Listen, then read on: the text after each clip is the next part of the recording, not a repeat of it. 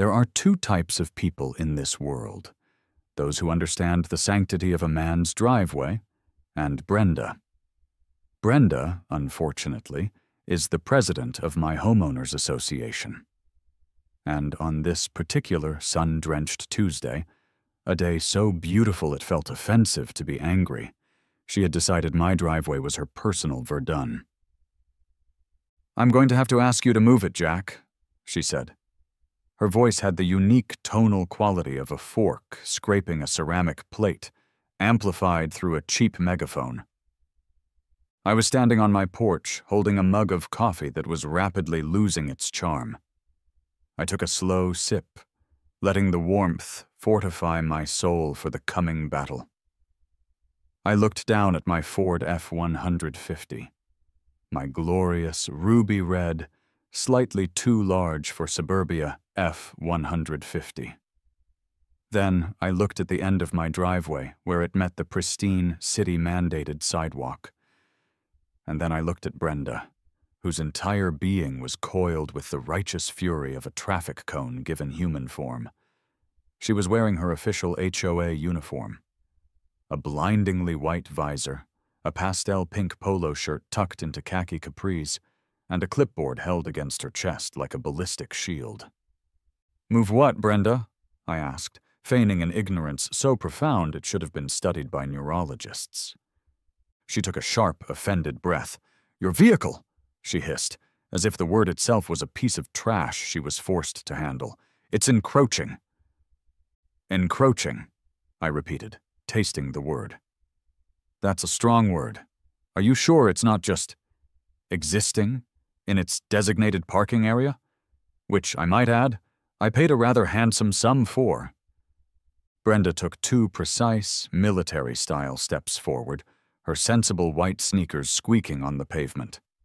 She pointed a trembling, accusatory finger at my front bumper.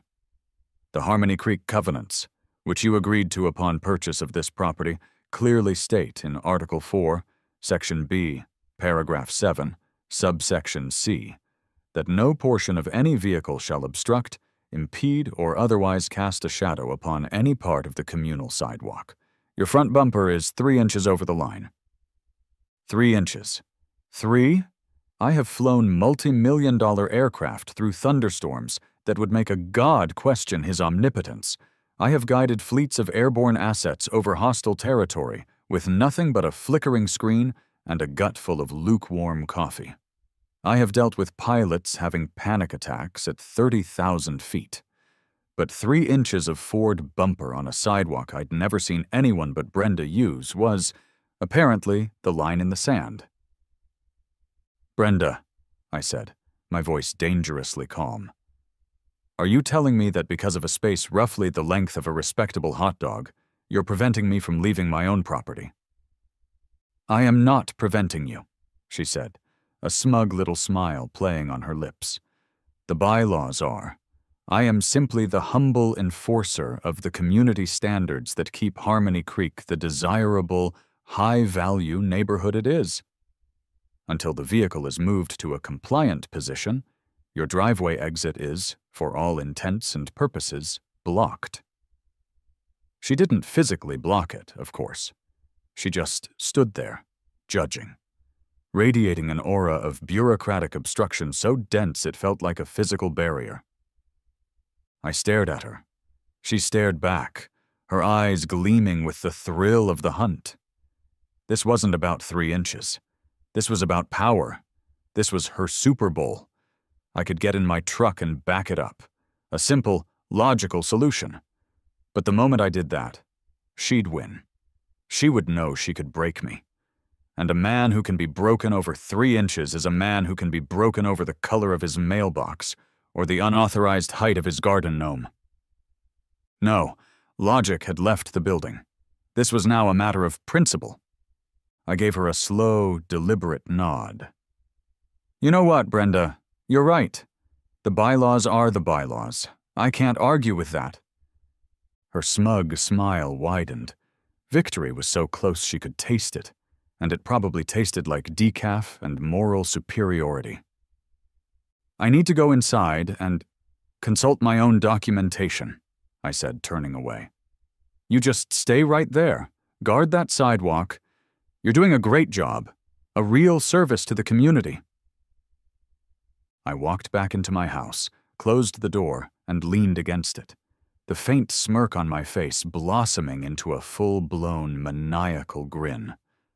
My eyes drifted to the door leading to my garage, my sanctuary, my happy place, my armory. Brenda had blocked my driveway. She had started a war of attrition, but I wasn't going to fight her on her turf. I wasn't going to argue about bylaws and inches. I was going to escalate things to a level of absurdity so sublime that her tiny, rule-obsessed brain would simply short-circuit. I walked into my garage. The familiar scent of oil, metal, and ozone washed over me. There, dominating the two-car space, sat my masterpiece, my magnum opus, my baby. A full-scale, painstakingly recreated, 100% authentic cockpit of an AH-64 Apache attack helicopter. It was my retirement project, a tribute to the magnificent machines I used to guide through the sky. Every switch, every button, every multifunction display was real, salvaged, or replicated to perfection. It was wired to a beast of a computer, a bank of speakers, and a lighting system that could simulate anything from a peaceful sunrise to a full-blown missile lock. I slid into the pilot's seat, the worn leather sighing under my weight. I flipped a few switches. The console flickered to life, bathing the garage in a soft green glow. Brenda wanted to block my driveway exit? Fine. 3 minutes after she declared war, I started the Medevac landing sequence. The first phone call was to my son, Leo. He's 17, which means he exists in a perpetual state of being unimpressed by everything, especially me.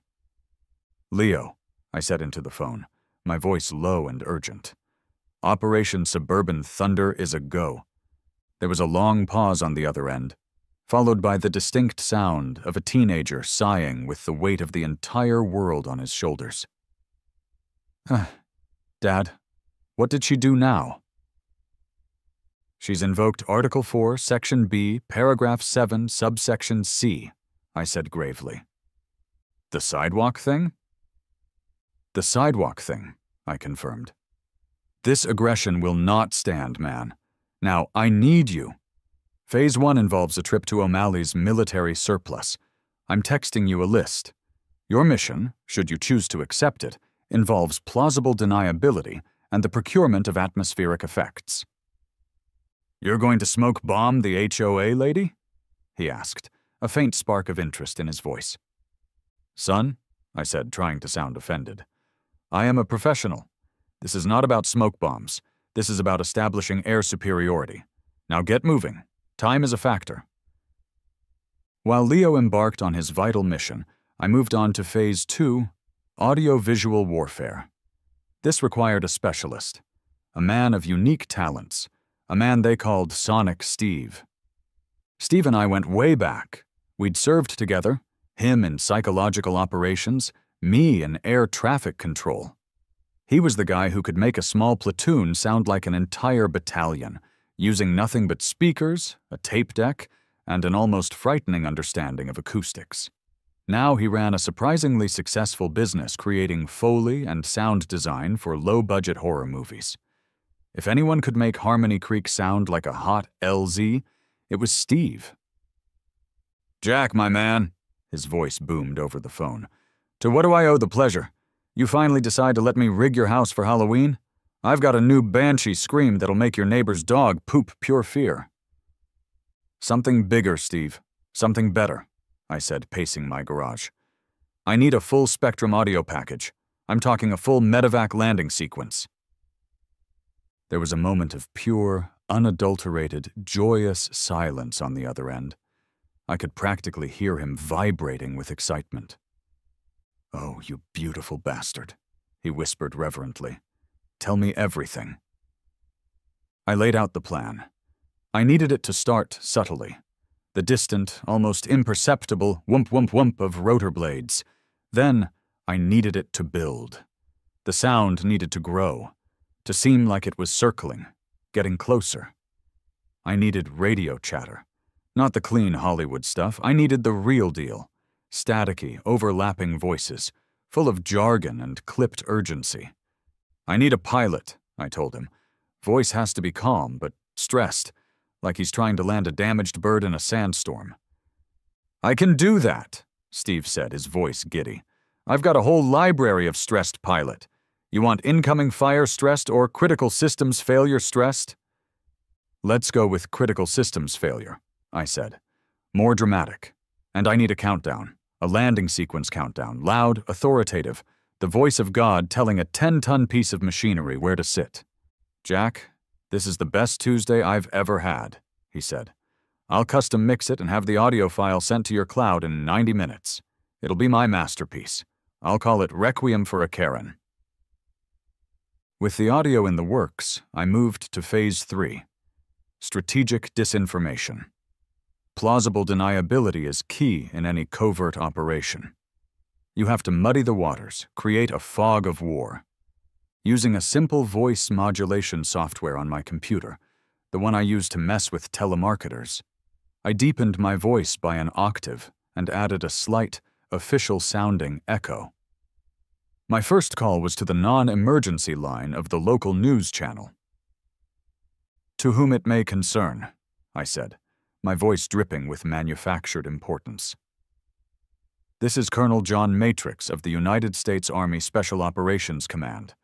I'm providing a courtesy notification that a classified, low-altitude training exercise will be taking place in the Harmony Creek residential area this evening at approximately 1900 hours. We urge you not to be alarmed.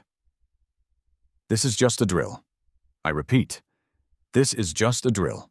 No further information will be provided at this time. Thank you for your cooperation. The intern on the other end stammered a, "Yes, sir, thank you, sir," and I hung up before she could ask any questions. One small seed of confusion planted. My final preparation was, in my opinion, the stroke of a genius. An operation of this magnitude requires logistics. It requires sustenance for the troops. I pulled up the website for Taco Bout a Party, the best and only mobile taco caterer in a 15-mile radius. I put in a massive order. 48 tacos, carnitas, al pastor, barbacoa, plus chips, salsa, guacamole, and a cooler full of Mexican Cokes and Jarritos. For the delivery address, I typed in my own. For the delivery time, I selected 7:15 p.m. And in the special instructions box, I wrote, "For military debriefing, please deliver to the on-site commander at the landing zone. Look for the smoke and flashing lights. Password is Warlord. Tip generously included."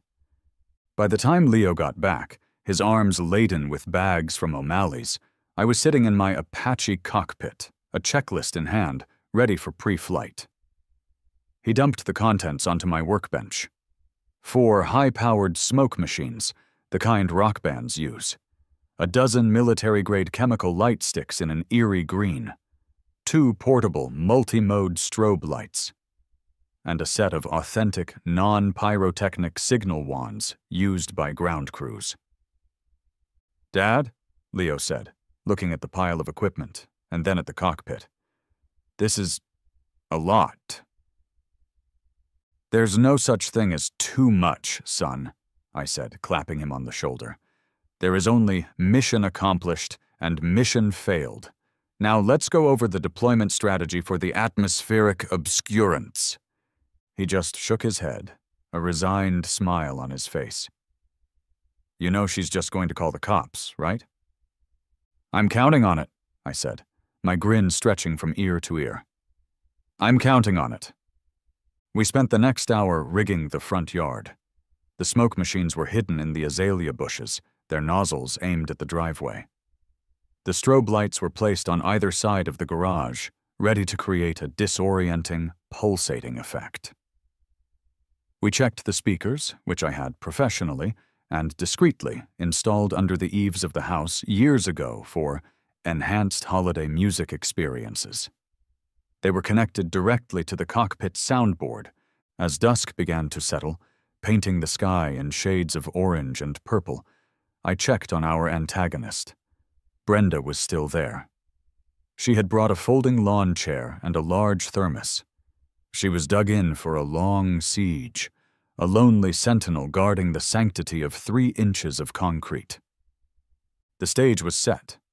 The players were in position. The tacos were on their way. I climbed into the cockpit one last time and put on the flight helmet I'd saved for special occasions. I looked over at Leo, who was manning the smoke machines, and gave him a sharp, crisp nod. He nodded back, his eyes wide with a mixture of terror and glee. Through my helmet's integrated comms system, I toggled the master sound switch.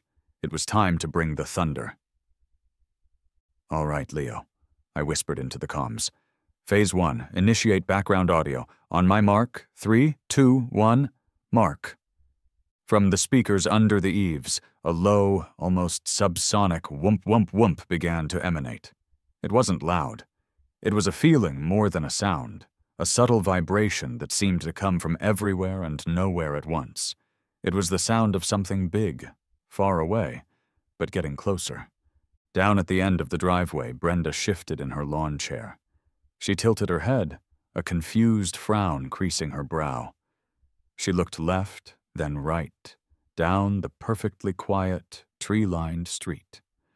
Her little bubble of righteous indignation had been pierced by a sound that didn't belong in Harmony Creek. "Audio building?" I murmured, nudging a slider on my console. The whump, whump, whump grew slightly in volume and pitch, the blades seeming to spin faster. Steve had done his job perfectly. The Doppler effect was subtle but present. You could almost feel the phantom aircraft banking in the distance. This was the moment to introduce the next layer. Cue radio chatter. Suddenly, the air was filled with the crackle and hiss of military comms.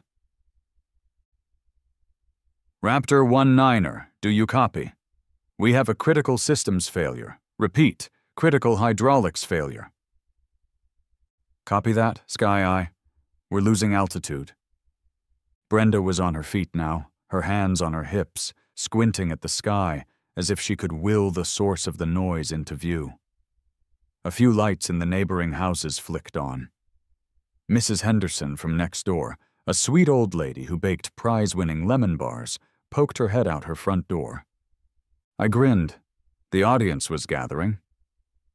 "Leo," I said into the mic, my heart starting to pound with glorious, unadulterated adrenaline. "Prepare for atmospheric deployment. Stand by for strobes." I watched Brenda on the small CCTV monitor I had rigged to show my front yard. She was getting agitated, pacing back and forth at the edge of my property like a caged animal. She was losing control, and she knew it. "Let's give her something to look at," I said, mostly to myself. I flipped a large, red, guarded switch on my console labeled Emergency Lighting. Instantly, the 2 strobe lights kicked on, blasting the front of the house with brilliant, disorienting flashes of white light.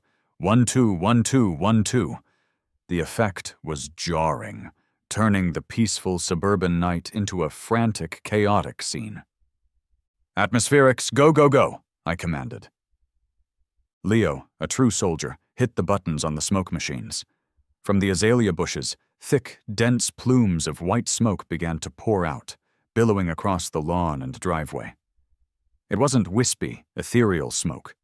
It was heavy, low-lying fog, the kind that clings to the ground, obscuring everything. In seconds, my F-150 was half swallowed by the roiling cloud. Brenda jumped back, letting out a small shriek as the fog rolled over her sensible sneakers. Now for the masterpiece. I queued up the main audio track, the one Steve had labeled Requiem for a Karen. A new voice erupted from the speakers, deep, booming, and amplified to a level that rattled the windows. It was the voice of God in a flight helmet. "Harmony Creek, LZ, this is Medevac 7. I am on final approach. I am declaring an emergency. LZ is not secure. I repeat, LZ is not secure. Popping flares." "Leo, flares!" I yelled. My son caught up in the moment. broke the chemolyte sticks and hurled them into the smoky yard. They weren't real flares, but as they spun through the thick fog, they cast an insane, pulsating, eerie green glow. The effect was shockingly effective. It looked like a genuine combat landing zone. The sound of the helicopter blades was deafening now, a thunderous roar that seemed to be directly overhead. The bass was so heavy I could feel it vibrating up through the floor of the garage, through the seat of the cockpit. Neighbors were pouring out of their houses now. Mr. Henderson, still in his bathrobe. The young couple from across the street, holding their phones up, their faces illuminated by the screens. The Thompson twins, two teenage boys who usually spent their evenings trying to break skateboarding records, were standing on their lawn, their jaws hanging open in sheer, unadulterated awe. Then, a new light appeared down the street. A van, moving cautiously through the haze. The Channel 8 news van. My disinformation campaign had paid off. A cameraman was already leaning out the passenger window, his lens pointed directly at my house. Brenda was in full meltdown mode. She was waving her arms, her face a mask of pure, uncomprehending rage. She was shouting, but her words were completely drowned out by the sound of the approaching helicopter and the urgent radio chatter. "Mayday, mayday, mayday! We are going in. Brace for impact." I let that hang in the air for a moment, the feedback squealing. Then another vehicle appeared, this one with flashing blue and red lights. A police cruiser. Excellent. The final players had arrived. But before the officers could even get out of their car, a final, crucial element of my symphony of chaos rolled up. A large, brightly colored van with a cheerful-looking taco painted on the side. The driver's window rolled down, and a young man with a confused expression leaned his head out. He looked at the smoke, the strobing lights, the news van, the police car, and the screaming woman. He spotted me, a silhouette in the garage, illuminated by the green glow of my cockpit. He cupped his hands around his mouth and yelled, "Taco about a party?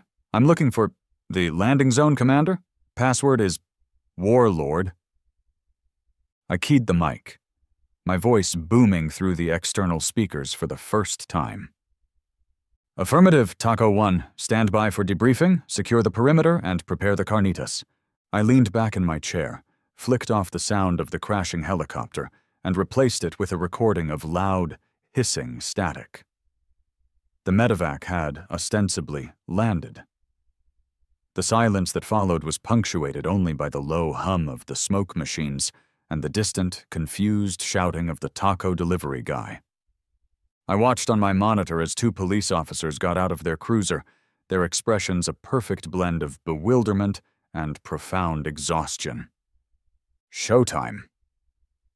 I killed the strobes and the green flares, leaving the front yard bathed in the eerie, rolling fog and the flashing red and blue of the cruiser. It was time to de-escalate from imminent crash to post-incident controlled chaos.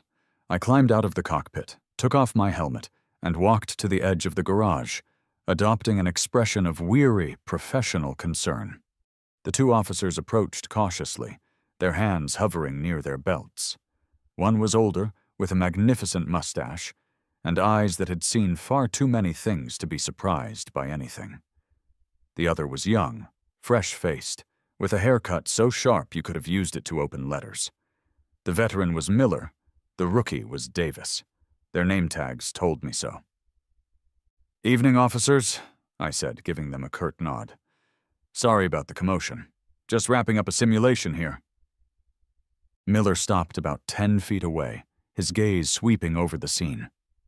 He looked at the smoke machines, still puffing away in the bushes, at the news van, at the utterly bewildered taco guy, and finally at Brenda, who was now marching towards them, her face the color of a ripe tomato. "A simulation," Miller repeated, his voice flat and devoid of emotion. "That's right," I said brightly. "A Medevac landing simulation, very sensitive, highly classified. You understand?" Before Miller could respond, Brenda arrived, clipboard in hand. "Officer, thank God you're here! Arrest this man!" she shrieked, pointing a shaking finger at me. "He has created a public nuisance. He's violating noise ordinances, light pollution statutes, and he's faking a military emergency. And his truck is 3 inches over the sidewalk line." Officer Davis, the rookie, dutifully pulled out his notepad. "Ma'am, can you spell out ordinances for me?" Miller shot him a look that could curdle milk. He turned his tired eyes back to me. "Sir, can you explain what exactly is going on here?" "Like I said, officer," I began, putting on my most earnest face. "This is a private training exercise. I'm a contractor with the Department of Defense. We're developing new low-impact urban emergency landing protocols. This is my home-based simulation module." I gestured vaguely at the Apache cockpit behind me. "It's all perfectly safe. The smoke is non-toxic, glycol-based. The lights are standard LEDs, and the audio is just a high-fidelity sound system." Davis was scribbling furiously. "Simulation, module, glycol-based." Miller ignored him. His eyes were fixed on the cockpit. He had the look of a man connecting dots that shouldn't even be on the same page. "A Department of Defense contractor," Miller said slowly. He glanced at my F-150, half swallowed by the fog. He looked at the taco truck. "And this simulation, it requires tacos?" This was a critical moment. I had to sell it. "Logistics officer," I said with grave seriousness. "A hot debriefing requires hot food, sustenance for the response team. It's a crucial part of testing the full logistical chain in a crisis scenario. Taco 1 is a key player in this exercise." From across the lawn, the taco guy yelled, "The name's Hector, and do you guys want the salsa verde or the salsa roja with the debriefing?" Miller's mustache twitched. I was pretty sure it was suppressing a smile. Brenda, however, was not amused. "This is insane! He is lying! He's just a retired Bashtir airplane watcher. He's doing this because I told him his truck was illegally parked." Miller turned his full attention to Brenda.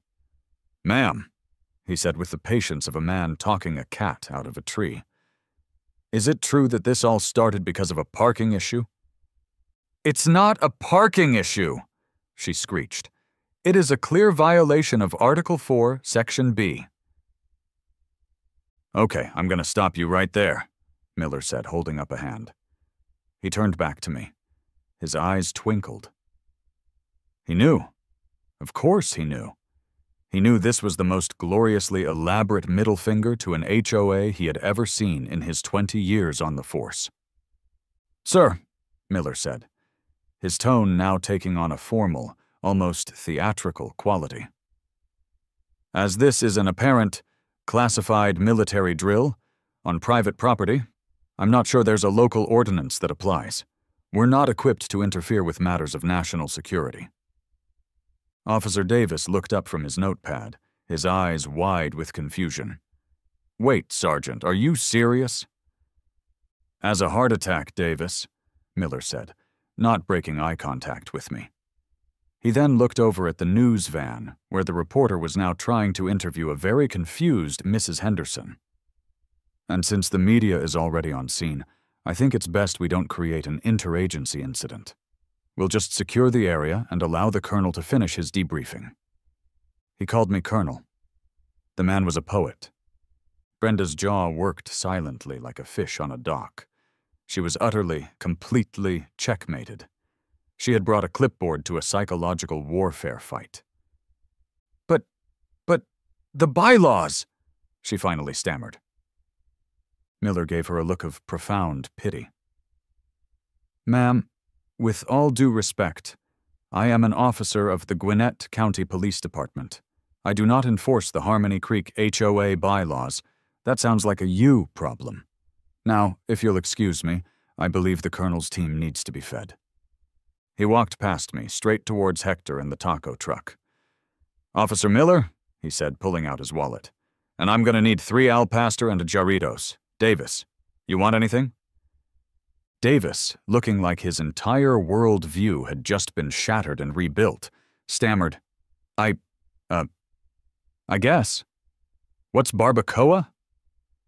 I leaned against the frame of my garage, the sweet smell of grilled meat now mixing with the dissipating smoke.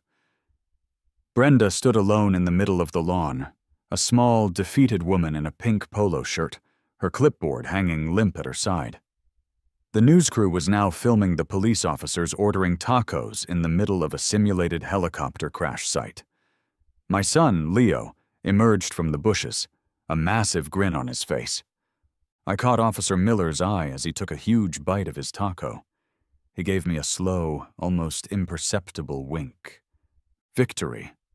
And it tasted like carnitas and sweet, sweet freedom. The aftermath was more beautiful than I ever could have imagined. The Channel 8 story aired on the 10 o'clock news. It was a masterpiece of unintentional comedy. The anchor, a serious-looking woman named Cynthia, reported with a straight face about a mysterious and highly secretive military drill that had unexpectedly taken place in the quiet suburb of Harmony Creek. The footage was glorious. They had sweeping shots of the smoke-filled lawn, the pulsating green lights, and my garage, which they referred to as the Mobile Command Center. They had an interview with my next-door neighbor, Mrs. Henderson. "Oh, it was terribly exciting," she said, her eyes wide. "It sounded just like the war movies my Harold used to watch. I think it's wonderful that our brave boys are training to keep us safe right here in our neighborhood." They had a shot of Brenda, looking furious and impotent, being completely ignored by Officer Miller, who was enthusiastically praising the quality of Hector's salsa verde. The star of the segment, however, was Hector himself. "I can't discuss the specifics of my mission," he said to the camera, his face a mask of solemn importance while wearing a food-stained apron. "But I can confirm that the operational readiness of our nation's elite forces is directly tied to the timely delivery of high-quality, authentic Mexican cuisine." The password was Warlord. That's all I'm authorized to say. The story went locally viral overnight. By the next morning, my house was a minor tourist attraction. People would drive by slowly, pointing, taking pictures. The Harmony Creek Facebook group, which was usually a hotbed of passive-aggressive posts about recycling bins and unleashed dogs, was on fire. The overwhelming consensus was that it was the coolest thing that had ever happened in the neighborhood's beige history. Brenda, it turned out, had made a fatal error. She had tried to wield the bylaws like a weapon, but she had forgotten the most important, unwritten rule of suburban living. Nobody, and I mean nobody, actually likes the HOA president. They tolerate them. But when given a clear choice between the person who measures your grass with a ruler and the guy who simulates a helicopter crash to prove a point, they will side with the chaos agent every single time. She was summarily crushed in an emergency online poll about the incident. Memes appeared. There was one of my house with the caption, "Harmony Creek Air Force Base." There was another of Brenda's face photoshopped onto the body of a cartoon villain, shaking her fist at a helicopter made of tacos. She resigned from her position as president 2 days later, citing personal reasons and a lack of community support for procedural enforcement. It was the most beautiful resignation letter I had ever read. The HOA, in a desperate act of self-preservation, convened a special meeting. They didn't just rescind the complaint against me, they amended Article 4, Section B, Paragraph 7, Subsection C. The new rule stated that a vehicle could encroach on the sidewalk by up to 6 inches, a move they called the Good Neighbor Buffer. I had not only won my personal battle, I had effected institutional change. A week later, life had settled into a new, more glorious normal. My F-150 remained parked exactly where it had been, a monument to the 3 inches that started it all. Kids in the neighborhood now called me the Colonel. I received a thank you card from Hector at Taco Bauta Party, along with a coupon for a free churro. His business had apparently tripled since the news story aired.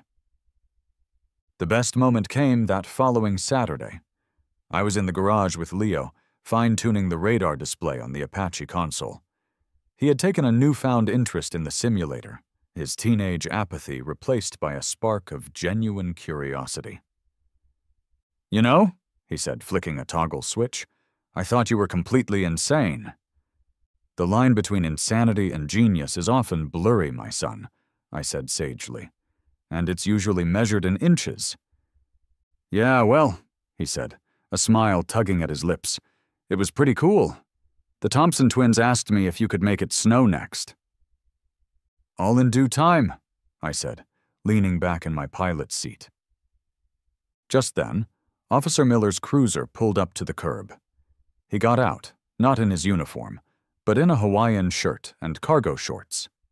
He walked up the driveway, which was, I noted with satisfaction, completely unblocked. "Afternoon, Colonel," he said, peering into the garage. "Miller," I said with a nod. "Off duty, I see." "Finally," he sighed. "Listen, the guys down at the precinct took up a collection. As a thank you." "A thank you for what?"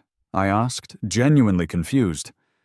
"For the best damn shift report I've ever had to file," he said with a grin. "And for reminding us that sometimes you gotta fight the power, even if the power is a lady with a clipboard." He handed me a small gift box. I opened it. Inside was a custom-made embroidered patch. It was a picture of a taco flying like a helicopter, with the words "Operation Suburban Thunder" arched over the top and "We Deliver Freedom" at the bottom. I looked at the patch, then at Miller, then at my son, who was laughing.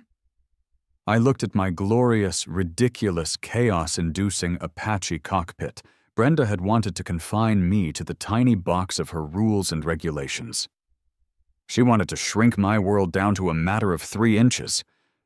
Instead, she'd just given me a reason to fly. "Thank you, officer," I said, holding up the patch. "It's an honor to serve with you." He just smiled, gave a lazy salute, and walked back to his car. Leo and I sat there for a long time, in the quiet of the garage, the green glow of the console a comforting presence. The war was over. Peace and a healthy dose of absurdity had been restored to Harmony Creek. My driveway was mine. My truck was where I wanted it. And somewhere out there, a legend was being told about a man, a Karen, and a Medevac landing sequence that brought an entire neighborhood together. All in all, a good week. A very, very good week.